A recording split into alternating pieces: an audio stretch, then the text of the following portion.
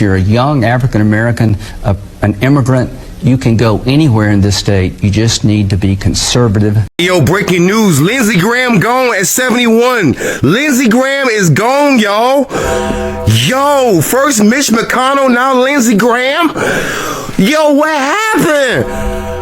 Yo, this is crazy. I told y'all, 2026, our ancestors are not playing. On behalf of all my battle buddies who suffer at the hands of Lindsey Graham. Lindsey Graham, you voted for the war in freaking Iraq and Afghanistan. I'm a very angry war veteran. You voted against same-sex marriage. You know, my roommate in freaking Afghanistan, his name was Jason.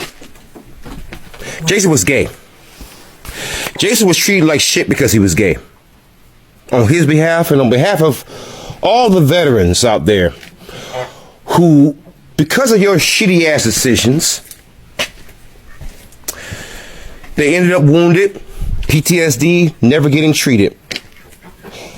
On behalf of all of those veterans, Lindsey Graham, I am so happy that you're looking up at us right now. I'm not going to do it. I'm not going to stand here and pretend that Senator Lindsey Graham was a great and honorable man just because he's dead, because he wasn't. Lindsey Graham was a miserable, evil warmonger with no principles. The sad, pathetic end of his career is a testament to a Republican Party that's become a cult to Donald Trump. And I don't care what anybody says from the Republican Party. I'm not going to take any lectures from them after they support a president who virtually spit on the graves of John McCain, Robert Mueller, and Rob Reiner. What made Lindsey Graham so horrible is that he knew better. He was close friends with Republican Senator John McCain, the man Trump attacked in life and kept attacking after he died in 2018. And then he snuggled up to Trump like a puppy dog begging for a bone from his owner. What kind of man befriends the enemy of his deceased best friend? Trump gave out Lindsey Graham's personal cell phone number to the world, and Lindsey laughed it off like the beta male that he always was. What I hate about Lindsey Graham is that he knew exactly who Trump was from the beginning. He called Trump A race-baiting, xenophobic, religious bigot. He said he's unfit for office. And said that he doesn't have the temperament or judgment to control himself. Graham said that Trump would be The most flawed nominee in the history of the Republican Party. And after all that, he became Trump's little lapdog. Yes, he briefly broke with Trump after the January 6th insurrection and said, "Count me out. Enough is enough." But the very next month, he was cozying up to Trump again. And just last year, Graham said that Trump is my favorite president. And why? We're killing all the right people. And that's who Lindsey Graham was. A man who got a hard-on for war. Afghanistan, Iraq, Venezuela, Cuba, Iran. It didn't matter for Lindsey. I go back to South Carolina. I'm asking them to send their sons and daughters over to the Mideast. Graham recently told Israel, Why is it okay for America to drop 2 nuclear bombs on Hiroshima and Nagasaki? To Israel, do whatever you have to do. I don't care if Lindsey Graham was gay and spent his whole life in the closet. That's a struggle his conscience had to deal with and take to his grave. I do care that he spent his entire career supporting a party that tried to hurt LGBTQ people. And that's the problem. It's the constant lies and hypocrisy from Graham and the Republican Party. When President Obama nominated a Supreme Court justice in 2016, Graham made up a new rule that we can't fill a vacancy in the last year of a president's term. But then when Ruth Bader Ginsburg died in the last few months of Trump's first term, Graham changed the rule and pushed Amy Coney Barrett onto the Supreme Court 1 week before Election Day. And you could use my words against me and you'd be absolutely right. He did the same thing on abortion. First he said They should decide the issue of abortion. Then a few months later, he supported a national abortion ban because This is not a states' rights issue. today's Republicans have no principles but power. If they will sell their souls to Trump, they'll sell their souls to the next highest bidder as well. But now that Lindsey Graham is dead and Mitch McConnell may be next, it's time for us to put a stop once and for all to the mad cult of Donald Trump. South Carolina Lindsey Graham's sudden unaliving due to an unexpected illness was not on my radar. And with the midterms being about 4 months away, only have one thing to say. Happy birthday to me. Happy birthday to me. Happy birthday, dear Riri. Happy birthday to me. Actually, it's belated birthday. My birthday was July the 8th. My mom wanted me to let y'all know that I am 50 years old. Mitch McConnell, Lindsey Graham, white supremacy people, who cares? I mean, honestly, who cares? Because we have other things that's so important in this country. And honestly, truthfully, I could truly care less. I could care less because we have bigger fish to fry in this country. So Lindsey Graham died July 12, 2026. He was 71. Doctors said it was a tear in an artery near his heart, and this happened just days after he got back from a trip to Ukraine. Nobody saw it coming, but the second the news hit, you could already tell the internet was not about to be sad about it. If you're wondering why people are laughing instead of crying, it's really not that hard to figure out. This man had a career full of stuff people just never forgot. But before we proceed, all credit goes to the creators of these videos. You'll find all their handles in my description box. But for now, let me play you a few more clips and then I'll be back with more commentary. Well, the breaking news is that Senator Lindsey Graham has passed away. Senator Lindsey Graham of South Carolina. Now, let's not make any mistakes here, and let's not sugarcoat, at least not from my platform. We're not going to sugarcoat, okay, what this senator has done over the course of decades. Okay, he has adamantly voted against anything black. Okay, so let's be clear. And I see a lot of people with big platforms with this, oh, we're not going to do this, we're not, because, no. And this is why the Dems get torched at the polls, because they're weak. And they're going to come out today with all these praises for a man that stomped on the Voting Rights Act, women's rights, health care, everything possible to advance not only people of color, but America in general. He stepped on it. He voted against it. Okay, but we're going to get on this Beyonce's internet and sing praises and try to be politically correct. Well, I'm not. I'm not going to fake and pretend as though he has been this great man, because he has not. He has been ruthless. He has been racist. Okay? And he has hurt a lot of Americans' day-to-day life with his voting. He had chosen his path to be a racist. Okay? And for us to get on this internet and pretend as though he's all this high might, what legislation did he vote for that helped the American people? What legislation did he vote for that did not hurt the American people, the working poor, the working class, the less fortunate? Oh no, he sat in that seat for decades and did absolutely nothing to help South Carolina. Senator Lindsey Graham is a Republican who has been in that seat for over 2 decades. I need you to understand some of the policies that Lindsey Graham has single-handedly swung into motion and the people that have been impacted by it. Senator Lindsey Graham started off not being a supporter of President Donald Trump, but has since become one of the major supporters and advisors to President Donald Trump. You may know that Senator Lindsey Graham is a huge supporter of Israel and was staunchly against limiting firearms to Israel. Senator Lindsey Graham is the same one that said about Greta and her friends who were trying to go and take aid to Gaza, I hope they can swim. Senator Lindsey Graham is the same one who supported the war in Iran. Senator Lindsey Graham supported 500% tariffs on anyone who decided to purchase Russian oil. Says that the 500% tariffs is what caused President Putin to come to the table. I don't see that. I don't see it that way, and neither will history. Senator Lindsey Graham is the same one who supported the foolery of Venezuela when we went in and decided to kidnap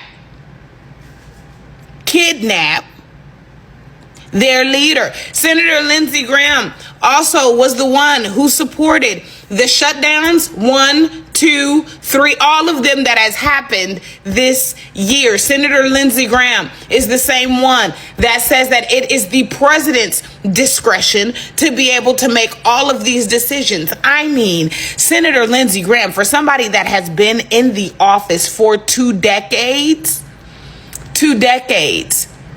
during the traditional Republican Party, during the rise of the Tea Party, now during the rise of the Trump Party. His rhetoric has been troubling. Senator Lindsey Graham is the same one that said that supporting Vice President Kamala Harris for president is more dangerous than President Trump's rhetoric. That motherfucker was 71, and he didn't even play for America. He played for Israel. I'm happy that motherfucker dead and gone. Why are you 71 years old making decisions for the future? And truthfully, the future of who? Not the future of America. But like, are we really sad to them? Lindsey Graham dies on Saturday. By Monday, his sister, Darlene Graham Norton, is standing in Columbia, South Carolina, about to be sworn in as United States Senator. Today, under the law, it's my duty and honor to name someone to serve in the place of this irresistible man, this irreplaceable man. First, I just want to say one thing I've never heard Lindsey described as is irresistible. So now to Lindsey, I miss you more than I can even put into words. But I'm going to do this. I got it. What do you mean by that?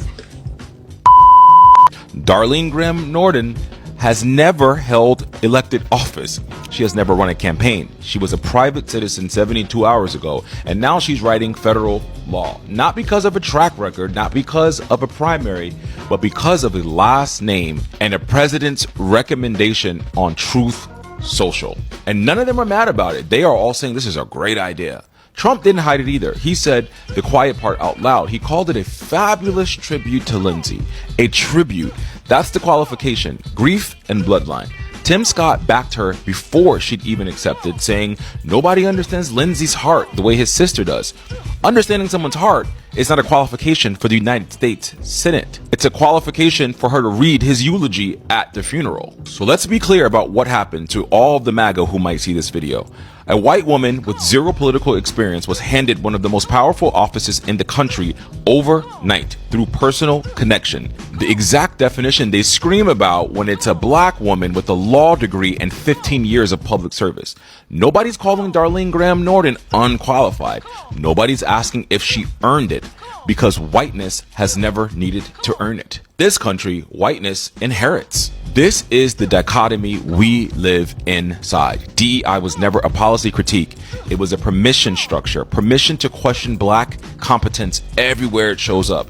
The permission to never once question white succession, even when it looks exactly like what they claim to hate.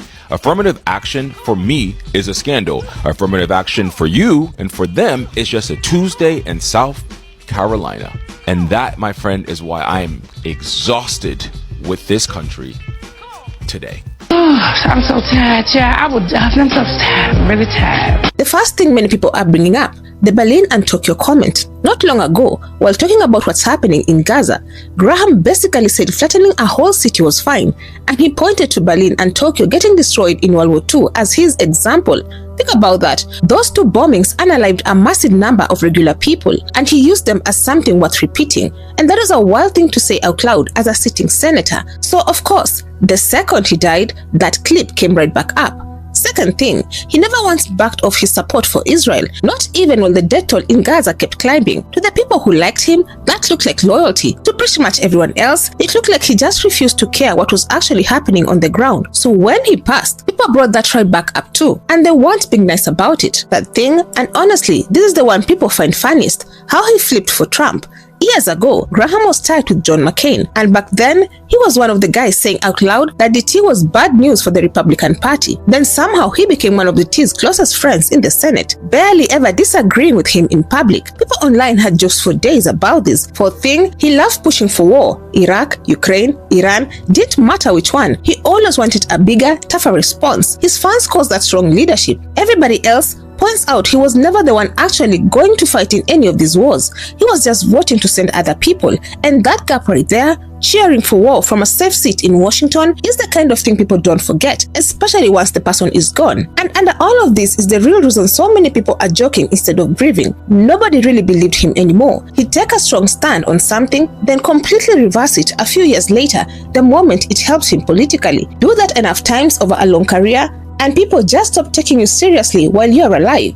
Once that happens, it's not hard for people to laugh once you're gone. So this reaction isn't random, and it's not mean just for the sake of being mean. It's built on his actual record, the Berlin and Tokyo comment, backing Israel no matter what happened in Gaza, flipping from a DT critic to DT's biggest defender, pushing wars he'd never personally fight in, and years of saying one thing and doing another. And the jokes we just saw makes sense. His death gave people a moment to finally say what they'd been thinking the whole time. And that's exactly what this is. It's a race-baiting, xenophobic, religious bigot. Lindsey Graham is dead at 71, and why would we honor someone in death who did not lead an honorable life? All you have to do is look back at this clip from 2016 to hear what he had to say about Donald Trump then. He doesn't represent my party. He doesn't represent the values that the men and women who wear the uniform are fighting for. Because what Mr. Trump is doing, and I don't think he has a clue about anything, he's putting our soldiers and diplomats at risk. And then look at this clip from 2026. I spent 4.5 hours with President Trump Friday. Here's what I think will happen next.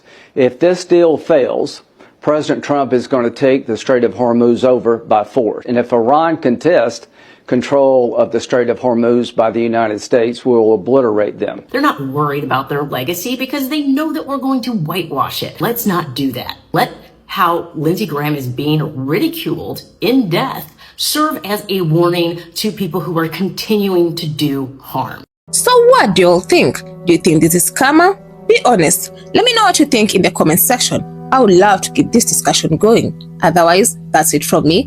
I also have another video specifically tailored for you, and if you enjoy such kind of content, please click up here and enjoy. Also, consider subscribing, liking and sharing because it helps me grow my channel and helps YouTube recommend this video to a wider audience. But for now, thank you so much for watching, and until the next time, the Joy Reports out.